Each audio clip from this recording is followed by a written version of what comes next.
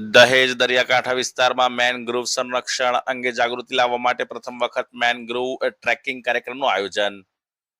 સુપરફોર્મ કેમિસ્ટ્રીઝ limited unit 12 દ્વારા કંપનીની પર્યાવરણ સંરક્ષણની વિવિધ પહેલ અંતર્ગત મેનગ્રોવ ટ્રેકિંગ પ્રોગ્રામનું આયોજન કરવામાં આવ્યું. કાર્યક્રમમાં કંપનીના કર્મચારીઓ અને પ્રોજેક્ટ અમલીકરણ સંસ્થા હરિત હોર્ટિકલ્ચરના સ્વયંસેવકોએ ઉત્સાહપૂર્વક ભાગ લીધો હતો. કાર્યક્રમનો હેતુ મેનગ્રોવ જેવા અવગણાયેલા પરંતુ અત્યંત મહત્વપૂર્ણ ઇકોસિસ્ટમ વિશે વૈજ્ઞાનિક સમજ અને જવાબદારી ભાવના વિકસાવવાનો હતો.